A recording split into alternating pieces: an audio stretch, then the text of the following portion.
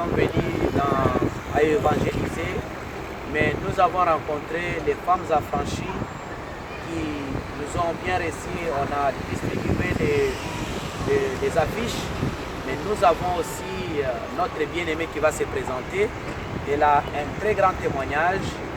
Elle a expérimenté la gloire du Seigneur dans ses ministères Femmes affranchies. Je vais la laisser de s'introduire elle-même, comme ça elle va nous donner les témoignages. Shalom à tout le monde, mon nom c'est Noé Rosetta, je suis de Montréal, ministère Femmes affranchies de Montréal. Alors je suis venue aujourd'hui pour témoigner ce que Dieu a fait dans ma vie, dans mon foyer. Donc c'est pour cela qu'on est là aujourd'hui. Quel est ton témoignage? Tu peux parler aux enfants de Dieu. Alors mon témoignage, c'est pour témoigner, encourager, fortifier une femme qui peut-être en écoutant ces témoignages, vous allez vous retrouver dans une situation que moi je me suis retrouvée auparavant. J'ai eu 4 grosses couches avant que je puisse tenir dans mes mains les 2 enfants que j'ai. Alors, après mes 4 grosses couches, j'ai entendu parler de femmes affranchies par via mon père, mais j'étais déjà enceinte quand mon papa m'avait parlé de femmes affranchies. Il m'avait invité de venir à la conférence. C'est des moments de prière, des moments d'intimité avec notre Seigneur. Ça m'a permis aussi d'annoncer à mon papa que j'étais déjà enceinte, mais je viendrai quand même vu que c'est pour la gloire de notre Seigneur Jésus-Christ. Alors, après la prière de 11e méga conférence, quelques temps après, quand je dormais, je voyais, c'était comme la continuité de la prière, la délivrance pour moi. Je voyais souvent Maman Béatrice dans mes rêves prier pour moi et des choses qui sortaient dans mon corps. Elle est venue au mois d'août ici à Montréal pour faire la conférence chez Pasteur Matiti. Alors c'est de là que j'ai, avec l'aide de Maman Odette, elle m'avait poussé vraiment. Non, tu dois aller voir maman qu'elle prie pour toi. Parce que j'avais un peu d'inquiétude parce que j'ai eu auparavant de fausses couches. Alors j'ai entendu jusqu'à la fin de la conférence. Je remercie Maman Béatrice parce qu'elle m'a réussi. C'était vers 1h du matin, 1h30 du matin. On s'est parlé, je lui ai expliqué quelques petits problèmes que j'avais. Elle m'a encouragée, elle a prié pour moi, elle m'a rassuré que tout ira bien.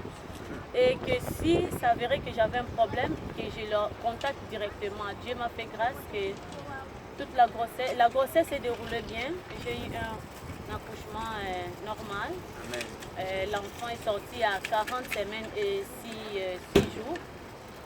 Après ça, c'était la 13e méga conférence, la 12e pardon, parce qu'on s'approche à la 13e. Alors à la 12e méga conférence, je suis allée avec mon bébé, elle avait 6 mois.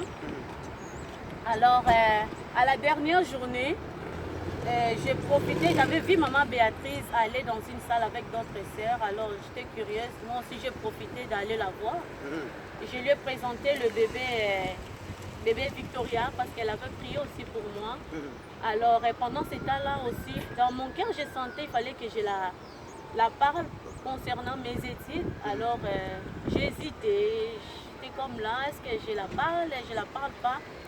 Après ça, je l'ai fait sortir brusquement. Je lui ai dit, maman, j'ai quelques problèmes avec mes études, j'aimerais que vous priez pour moi. Alors, maman, elle avait prié pour moi.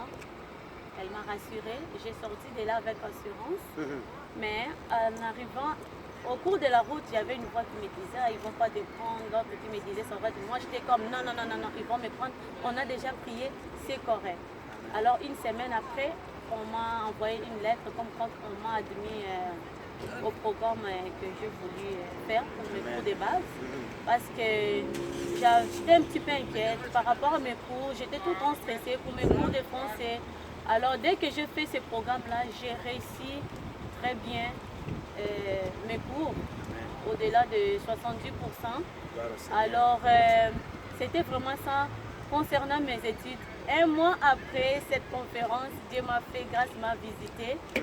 J'ai tombé enceinte de mon deuxième bébé. Là, c'est la 12e conférence. À la 12e conférence. À la 12e conférence, un bébé de 6 mois, presque 7 mois, enceinte. C'était une bénédiction pour moi. Alors, c'était vers le mois de décembre. Je sentais dans mon cœur, il y avait le verset biblique qui revenait toujours. La gloire de seconde maison sera plus grande que la première. Amen. Alors je ne comprenais pas. Et aussi j'étais enceinte de deuxième bébé. Et alors au mois de janvier, il y a eu, je pense qu'il y avait un moment de prière, 21 jours de jeûne et prière. Oui. Alors j'entrais à l'une de prières. Et puis ce qui est arrivé, j'ai eu un rêve. Dans le rêve, je vis maman Béatrice. Elle nous a fait faire, c'est comme on avait un test. Ce test-là, c'était par rapport à la prière. Oui. Et moi, j'ai réussi ce test-là. Et elle m'a dit, maintenant, tu as l'autorité sur la sorcellerie. Amen. Alors, dans ces rêves-là aussi, j'avais vu, il y avait comme quelque chose un peu bizarre. Alors moi, avec ma main droite, j'avais comme une puissance. Quand j'ai déclaré comme ça, elle me regardait. Après ça, je me suis réveillée. J'ai trouvé ça un peu drôle des rêves, mais j'étais quand même contente. Je dis, ah Seigneur, tu m'as donné maintenant le pouvoir sur la sorcellerie. Alors, ces rêves-là, on a continué des semaines, une semaine ou 2 semaines après, j'ai eu des contractions, des menaces pour ma grossesse. Oui. Alors, j'ai commencé à avoir des contractions. J'étais enceinte de 25 semaines et 2 jours, donc 6 mois et 2 jours. Alors, ces fortes contractions, ça a fait que ça a intensifié pendant la nuit et je me suis retrouvée à l'urgence. Mais j'ai gardé, habituellement, j'allais être stressée, paniquée, mais j'ai gardé l'attitude de prière. J'ai prié, j'ai invoqué le sang de Jésus, j'ai arraché mon enfant, j'ai déclaré que je ne perdrai pas cet enfant tout au long jusqu'à ce que je suis arrivée à l'hôpital. Arrivée à l'hôpital, toute l'équipe était un peu agitée parce que j'étais enceinte de 6 mois et c'est vraiment très précoce un peu pour l'enfant. Ils ont tenté qu'on garde l'enfant un peu plus de jours ou des heures, mais la même journée là, le médecin m'avait dit que non, on ne pourra pas, on doit te transférer vite d'urgence. Alors j'ai commencé à prier, à continuer à invoquer le sang de Jésus, la protection et à parler en langue. Alors quand on m'a transféré de l'hôpital La Salle vers l'hôpital l'hôpital Royal Victoria, et l'enfant, on m'a injecté, l'injection qu'on m'a donnée habituellement, c'est pour faire mûrir vite le poumon de l'enfant. Mais moi, ça n'a pas duré parce que ça a juste fait 2 heures de temps. Alors, lorsque j'ai accouché, l'enfant est sorti, les médecins ils sont venus nous annoncer, on a une bonne nouvelle pour vous, madame, l'enfant respire par elle-même. J'ai glorifié Dieu parce que à 25 semaines, ses poumons ne sont pas encore matures. Amen. Donc Dieu nous a fait grâce. On a fait 3 mois à l'hôpital, mais avec la prière des autres personnes, et je n'ai pas arrêté d'entrer en ligne de prière et je continue aussi pendant le moment de jeûne de Ninive de 40 jours. Dieu nous a fait grâce. L'enfant n'a pas été intubé, pas d'opération. Donc toute l'équipe médicale, des fois quand ils arrivaient dans la chambre, ils disaient bon, vraiment là votre bébé c'est un bébé différent, un bébé miracle. Alors moi, dans la chambre, si je faisais 5 heures, c'était 5 heures de prière, de louange et d'adoration que je faisais tous les jours pendant 3 mois. Alors l'enfant est sorti avant la date qu'on nous a donnée. Ils ont dit, oh, peut-être elle va sortir au mois de juillet parce qu'elle devait être née au mois de mai. Mais Dieu a fait grâce, elle est sortie avant la date prévue d'accouchement. Vous parlez des bébés.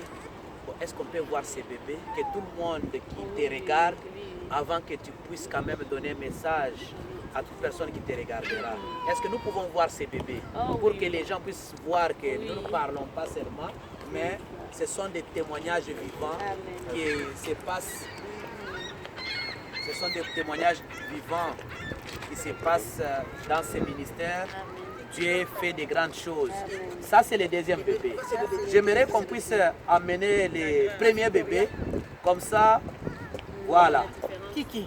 Voilà, ça c'est le premier bébé. Ça, c'est mon premier bébé. Ça, c'est Ça, c'est après bébé miracle. 4 fois de fausses couches. Et notre sœur a eu la grâce de rencontrer la servante de Dieu, Pasteur Béatrice, qui a prié pour elle et lui a dit que tout ira mieux. Et après cette prière, elle a pu avoir sa première fille. À partir de là, le miracle a continué. Elle a la deuxième fille. Au-delà de ça, à travers la prière, le Seigneur lui a donné le pouvoir sur la puissance de la sorcellerie. Toi aussi, tu es là. Tu es en train de la suivre. Tu es en train de nous suivre. Ça, c'est le miracle vivant. Le Dieu de ce ministère, il peut arrêter les fausses couches et te donner les enfants.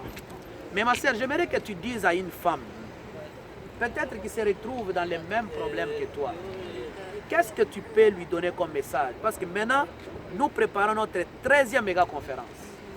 Toi, tu as été à la 12e conférence. Oui. Tu as rencontré Pasteur Béatrice. Tu as découvert les dons que Dieu a mis en elle.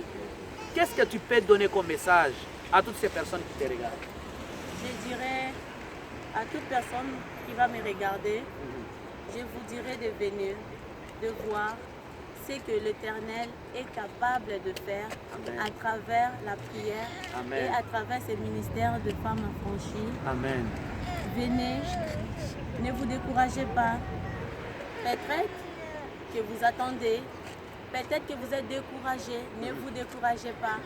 Venez, venez, levez-vous, venez avec foi, avec courage et fixez les regards vers ce Dieu qui fait des choses impossibles. Amen. Donc, Merci beaucoup. c'est ça. C'est ici à Montréal. Elle est à Montréal. Vous aussi, vous êtes à Montréal. Vous êtes au Québec. Vous êtes partout dans toutes les villes du Québec. On a un bus ici qui va vous prendre de Montréal le 30 juin. Ça vous amène à Toronto. Et ça vous ramène de Toronto à Montréal le 2 juillet après la conférence. Ne manquez pas cette opportunité. Le premier bus est déjà rempli. Nous allons disposer un deuxième bus qui est là. Appelez au numéro qui se défile au bas de votre écran et réservez votre place et vous ne serez pas déçus. Le Dieu de ce ministère, il va restaurer totalement votre vie et il va vous soutenir. Shalom.